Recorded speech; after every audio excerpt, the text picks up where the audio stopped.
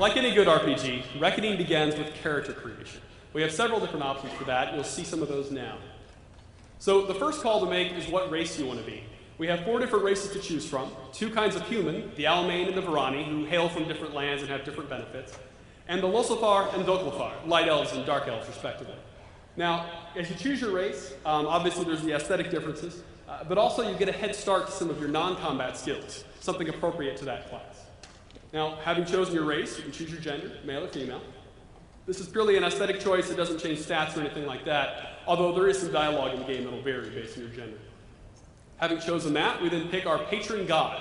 Your patron god gives you a set of combat bonuses that'll last throughout the course of the game. They're small, but they do let you give a way to kind of flavor your character a little bit more right out of the game. Having chosen those things, we've built kind of the systemic side of our character. Now we get to customize his or her appearance.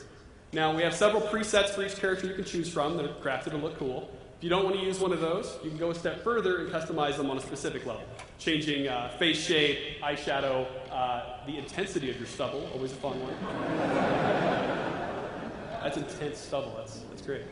Also a number of hair options, facial hair, hair in your head, the eyebrows as well. You can change around colors and darkness and all that.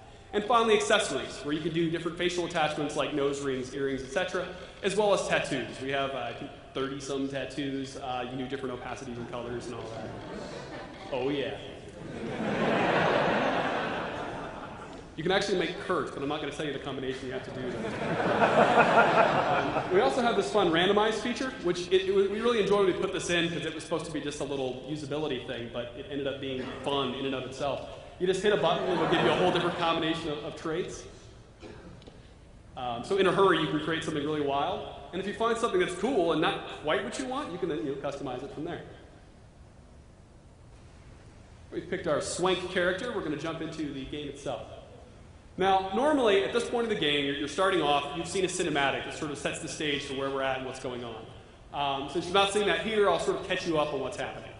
Now, Reckoning is set within the world of Amalur in that 10,000-year history that R.A. wrote in a very specific time, a time called the Age of Arcana.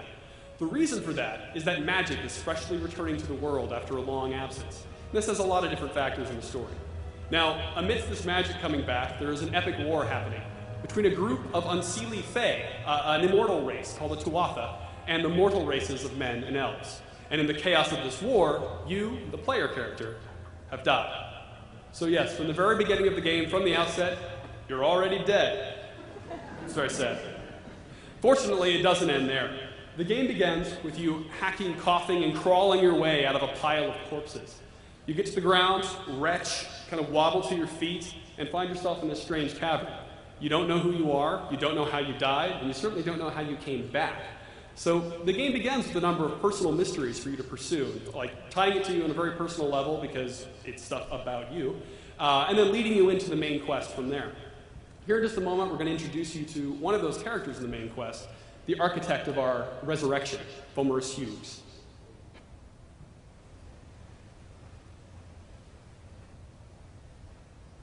You there, you!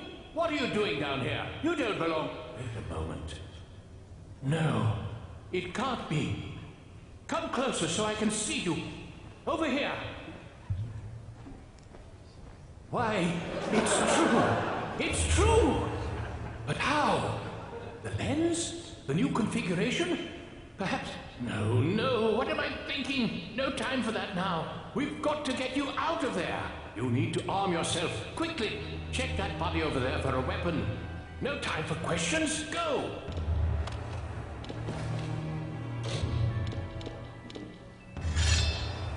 Excellent, excellent. Through the door now. I'll meet you on the other side of the gate. Stay alert. We're not the only ones in here, I'm afraid. This is a small thing, but I have to say it. The voice you've just been hearing, Fomorus Hughes, if any of you played Baldur's Gate 2, and I'm really hoping a lot of you did, it's the same guy that did Minsk. I love it. He's awesome. Jim Cummings is his name. Anyway, so we've just looted the sword, and this is the beginning of the tutorial dungeon. At this point in the game, normally we're teaching you how to loot things, how to equip, how to swing your weapon. We're turning that off for the purposes of this demo.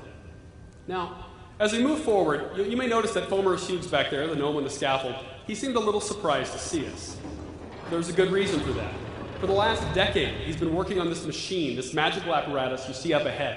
It's called the Well of Souls, and it features prominently throughout the Kingdoms of Amalur IP.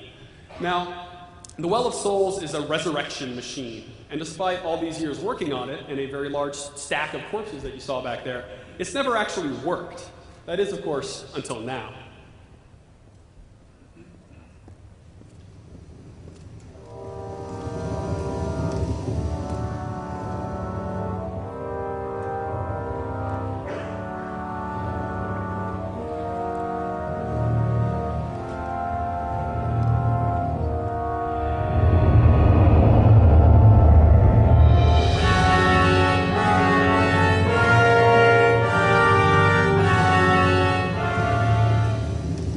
Unfortunately for us, the base of the Well of Souls isn't a very safe place. Some of Hugh's earlier experiments, skeletal constructs called the Ferragorda, are roaming the area. Now here in just a moment, you're going to see your first kind of taste of the combat in Reckoning. This is our combat in its most simplistic form, with just one weapon, which you can use with just one button. Now, Joe can pound out that button and get a base attack chain, or he can vary up his timing. If he delays between attacks, he'll get a different set of attacks, like a sword swing, sort of an uppercut that'll actually launch enemies into the air and let him juggle them. Really easy to use, very fast, very fluid. Hit a button, get an instant result, and you'll see that now. Look out! It's just as I feared. There's only one of them, though. Shouldn't be too much trouble. Well done. But stay alert.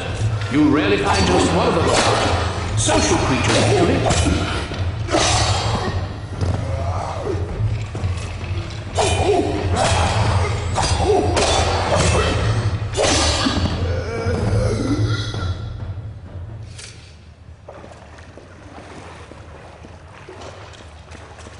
You need to find your way to the upper levels. There's a passage to your right. That should take you through the supply rooms and into the tunnels. Now, as Joe loots this Ferragorda, you see he has some nice leather armor on him. There's a couple things to point out here. One, which you're seeing only a tiny sample of here, is the loot system in Reckoning. We have a full slot machine Diablo-style loot system in Reckoning that can generate over 2 million pieces of loot. We have different quality tiers, material types, affixes, so you can have things like a flaming sword of destruction, all that kind of thing, or of the wombat, or whatever. Very, very cool. So you generate tons and tons of loot. It's just one more thing that keeps you playing the game, just that addicting treadmill of getting new stuff. We also have hundreds, I think it's actually maybe over 1,000, at least hundreds of handcrafted unique items with even more impressive bonuses, as well as collectible armor sets, where as you get more pieces from the set, you get a bigger and bigger bonus. So that's the loot system itself. Separately, there's the actual UI we're looking at here. And this is interesting for some design reasons. Now, you can look at individual items here. You can compare them with what you have equipped directly from the loot UI. You don't have to go into your inventory for that. And then you can equip them directly from the loot UI without having to actually go into your inventory. Also, if you find some items that you don't care for, you can throw them into your junk pile right from here. Your junk pile, the next time you go to a merchant, with a single button press, you can sell all that off. Just one button press, it's gone.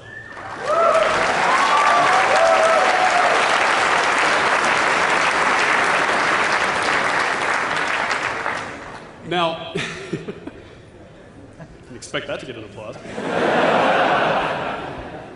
Now, RPGs, inventory is very, very important. And some players really like managing their inventory. They like going to that screen, min-maxing exactly the right gear for their character, making sure I've got my chance to crit here and my crit damage percentage there, and just, working all that out. You can absolutely do that in Reckoning. I kind of lean that way myself. But a lot of other players, they don't want to do that. They want to just, hey, give me the cool stuff, let me go back to killing things.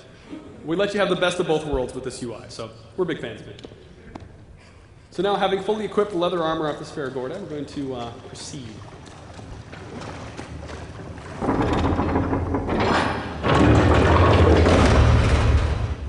Now, one thing to pay attention to as we walk a little bit further down this hallway and into the next room is the attention to detail in the environment. Even here, indoors in a dungeon, our artists, our environment artists, level designers, have done an amazing job crafting ridiculous amounts of small detail into every corner of the world, including places that, frankly, you're not likely to look, like up higher on the walls. Honestly, we ran through this demo 5 or 6 times before noticing the large stone head in the background. Just kind of blends in. Just little things like that that help give the world texture and make it feel more real. That's the way. You're in the main supply room. Grab what you can from the surplus, then keep moving. So now here Joe's going to loot and equip a kite shield. A kite shield is the most basic sort of defensive mechanism of the game, sort of suited for warriors, and it's going to add a couple new elements to our combat. Well, actually 3 new elements. First, it's going to add blocking, obviously, it's a shield. Second, it's going to add parrying. And a parry, if you're not familiar with action games, is like a timed block. So as your attack's incoming from an enemy, you block right at that last minute, and boom, you can parry him, and you'll stun him, do a little bit of extra damage. Another thing it's going to add, which you'll notice, is that if Joe attacks with his sword after parrying, he does a totally different attack chain, which is actually a more damaging chain than his normal attacks. We'll see that now.